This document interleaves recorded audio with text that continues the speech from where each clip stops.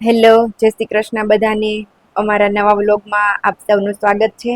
તો બપોરના 1 વાગી ગયા છે અને હું બપોરે 1 વાગે ઘરે આવી ગઈ છું. તો મેં રસોઈ બનાવવાનું ચાલુ કરી દીધું છે. હું રોટલીનો લોટ બાંધીને લુવા કરું છું. ને આજે જતીને ઘરે છે, એ વહેલા આવી ગયા હતા. તો એ સલાડની ડીશ રેડી કરે છે. કાગડા કેરી, ટમેટા, કાકડી એવું બધું કટિંગ કરીને હું રસોઈ બનાવું ને ત્યાં સુધીમાં એ સલાડ રેડી કરી આપે. અને પછી હજી એને દાણાનું સલાડ એ બનાવવાનું છે. તો કાંદો, ટમેટું ને એવું બધું કટિંગ કરશે ત્યાં સુધીમાં તો મારે રોટલી બની જશે. તો એક બાજુ મેં શાક બનાવી લીધું છે અને રોટલી બનાવવાની ચાલુ કરી દીધું છે. ને આજે તો નીલય ઘરે છે એટલે એ વરસાદ હતો તો એને સ્કૂલમાં રજા આપી દીધી હતી. તો આજે એની રજાનો 3જો દિવસ છે. 3 દિવસથી ઘરે છે અને આ વખતે આ શનિવાર આવશે ને એ મંથનો છેલ્લો શનિવાર હશે. તો આ વખતે એને શનિ રવિ રજા છે. તેને તો કન્ટિન્યુ ઘણી બધી 5 રજા ભેગી થઈ ગઈ, તો મિની વેકેશન જેવું થઈ ગયું. તો મેં બાફેલા દાણા ડબ્બામાં ભરી રાખ્યા હતા. તો જતીન છે ને અત્યારે જો સલાડની ડીશ રેડી કરી અને હવે દાણાના સલાડનો માટે વેજીટેબલ કટિંગ કરે છે. ટમેટા અને કાંદા ને એવું કટિંગ કરશે અને એમાં લીંબુ નીચવશે અને દાણાનું સલાડ બનાવશે. ત્યાં સુધીમાં હું રોટલી બનાવી લઉં. જતીન ઘરે હોય ને ત્યારે મને આવું બધું કટિંગ કરાવવામાં હેલ્પ કરે, કેમ કે મારે પાછું ક્લાયન્ટનો કોલ આવે ને તો તરત પાર્લર જતું રહેવાનું હોય એટલે થોડીક ઉતાવળ હોય. તો હવે જો મારે રસોઈ બની ગઈ છે, રોટલી ને સબ્જી ને એવું રેડી થઈ ગયું છે. તો એ હજી કટિંગ કરે છે ને તો ત્યાં સુધીમાં હું વાસણ ઘણા બધા ભેગા થયા છે તો એ ઉટકી લઉં અને પછી અમે જમવા બેસી જઈએ. અને નીલય જો ફ્રી છે ને તો એ તારક મહેતાની સિરિયલ જોવા બેસી ગયો છે આઈપેડમાં.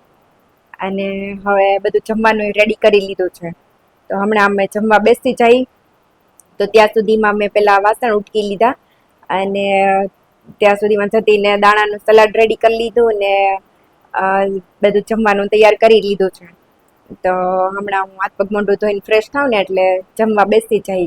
તો ચોળી બટેકાનું શાક બનાવ્યું છે, કાગડા કેરી, ટમેટા, કાકડી, દાણાનું સલાડ, છાશ, રોટલી અને આઈપેડમાં સિરિયલ જોતા જોતા અમે ત્રણેય રસોડામાં જ આજે જમવા બેસી ગયા છીએ. જમી રહ્યા ને ત્યાં બહાર વરસાદ ચાલુ થઈ ગયો હતો અને જમીન ફ્રી થાવ ને એટલે મારે તરત પાર્લર જતું રહેવાનું હોય, કેમ કે હું બપોરે સૂતી નથી અને એમાંય તે ઘરે હોઉં તો ક્લાયન્ટના કોલ ને એવું આવ્યા કરે, કેમ કે અમારો પાર્લરનો ટાઈમ સવારે 10 વાગ્યાથી સાંજે 7 વાગ્યા સુધીનો છે. તો ત્યાં સુધી સ્ટાફ તો પાર્લર પર હોય જ તે. એ લોકો ટિફિન લઈને આવે ને હું બપોરે 1 કલાક જમવા માટે ઘરે આવું. તો હું પાર્લર જવા નીકળતી હતી ને ત્યાં વરસાદ ચાલુ થઈ ગયો.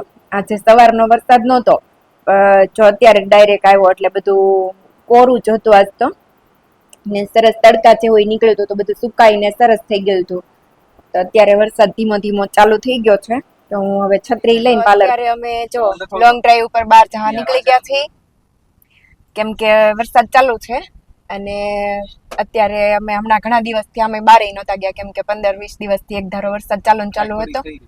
તો આજ બહાર જવાનું કઈ નક્કી તો નહોતું, પણ હું પાર્લર થી વેલા ઘરે આવી ગઈ ને તો જતીન મને કહે કે હાલો કે આપણે આજ બહાર જઈ આવીએ, જમતા આવીએ ને રાઉન્ડ મારતા આવીએ એમ.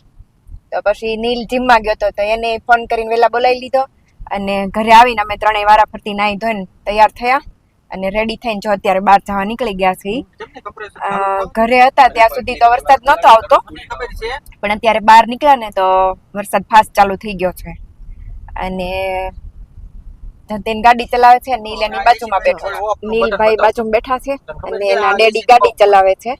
અમે બહાર જઈએ ને ત્યારે મોટા ભાગે ગાડી નીલને જ ચલાવવી હોય. એ ઘરેથી જ કહી દે કે બહાર જઈએ છે તો ગાડી હું ચલાવીશ, કેમ કે એ હમણાં 3-4 મહિનાથી જ ચલાવતા શીખ્યો છે.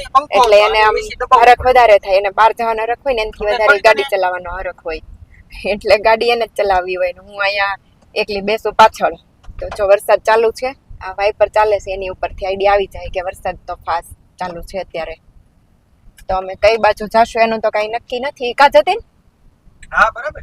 કઈ બાજુ ફરવા જાશું એ તો નથી નક્કી, પણ એકને ખાવું છે ચીઝ અંગૂરી, એકને ઢોસા ખાવા છે ને એકને ગાર્લિક બ્રેડ ને પીઝા ને એવું ખાવું છે. તો એવી જગ્યાએ જવું પડશે કે ત્યાં બધું મળતું હોય. કા જતીન? એવું ગોતવું પડશે ને જ્યાં બધું મળી રહે. ઠીક, તો વાંધો નહીં. હાલો, જતીનને ખબર જ છે એવું બધું એક જગ્યાએ ક્યાં મળી રહેશે. ત્રણેયને અલગ અલગ વસ્તુ ખાવાની છે એટલે જતીન અમને એવી જગ્યાએ લઈ જાય છે કેમ કે ઈ બહાર એને વધારે ખાવાનું ને બહાર જવાનું હોય એટલે એને ખબર હોય કે એ બધું ક્યાં મળે. અમે વીકમાં એકાદી વાર અમને લઈ જાય કા જતી, પણ હમણાં તો 15 દિવસ જેવું થઈ ગયું હશે, વરસાદ બહુ હતો તો ઘણા દિવસથી ગયા જ નથી. એટલે આજે અમે ઘરે આવ્યા તો જતીને સીધી સરપ્રાઈઝ આપી કે હાલો બહાર જઈ આવીએ. તો અમે બહાર જવા નીકળી ગયા છીએ અત્યારે. નીલને જો ગાડીમાં સોંગ વગાડવા હતા તો એના ફોનમાં કનેક્ટ નહોતું થતું, કેમ કે જ્યારે બહાર જઈને ત્યારે સોંગ મારા ફોન જોડે બ્લુટૂથ કનેક્ટ કરીને મારા ફોનમાંથી વગાડ્યું.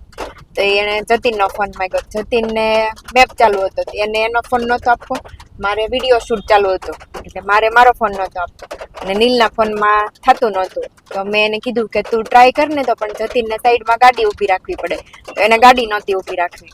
ટૂંકમાં નમતું કોઈને નહોતું મૂકવું એવું હતું. સોંગ તો બધાને સાંભળવા હતા. તો હવે જો જતીને છે ને ગાડી ઊભી રાખીશ, પણ અમે ઘરેથી બહાર નીકળ્યા 8 વાગ્યા પછી, તો અત્યારે તો રોડે ફૂલ ટ્રાફિક છે અને વરસાદ એટલો આવે છે.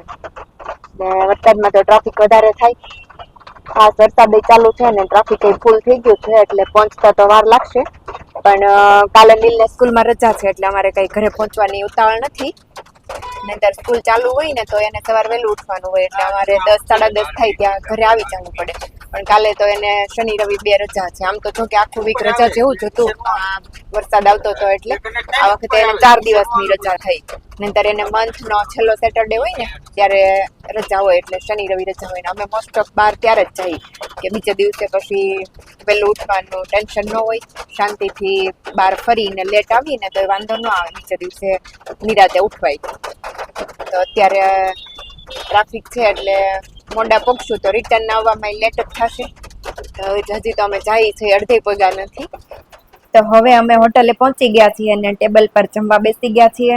અમારું સલાડ આવી ગયું છે અને જતીન નીલને સલાડમાં લીંબુ નીચવી આપે છે. નીલને ખાટું મીઠું સલાડ બહુ ભાવે એટલે એ લીંબુ તો નીચોવે જ.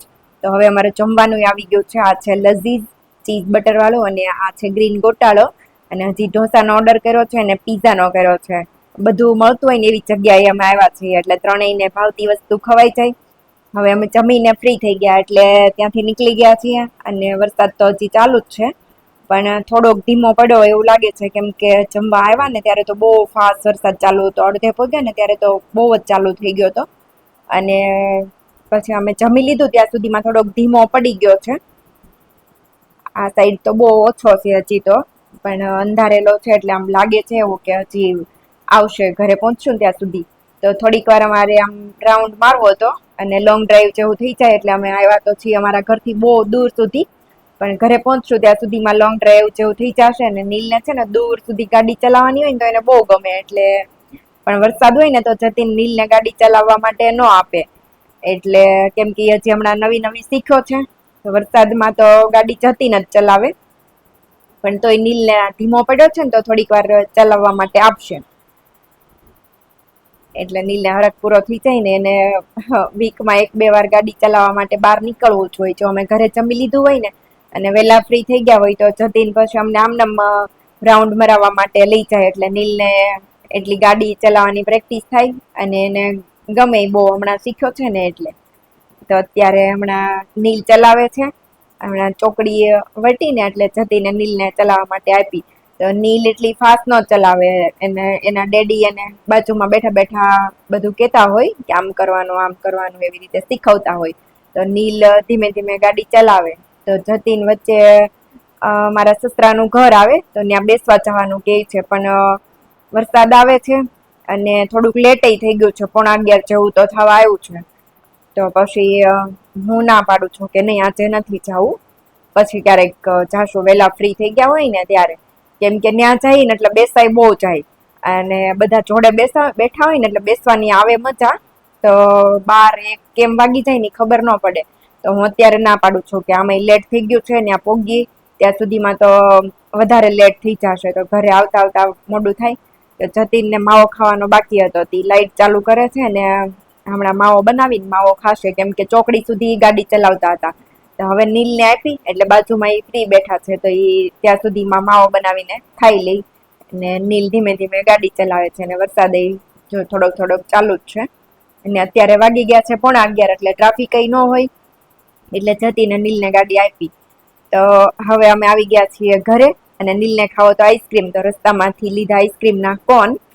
અને હમણાં નાઇટ ડ્રેસ પહેરીને હાથ પગ મોઢું ને ધોઈને એવું ફ્રેશ થઈ જાય, પછી અમે ત્રણે એવું બેડરૂમમાં બેસીને શાંતિથી આઈસ્ક્રીમ ખાઈએ. જય શ્રી કૃષ્ણ.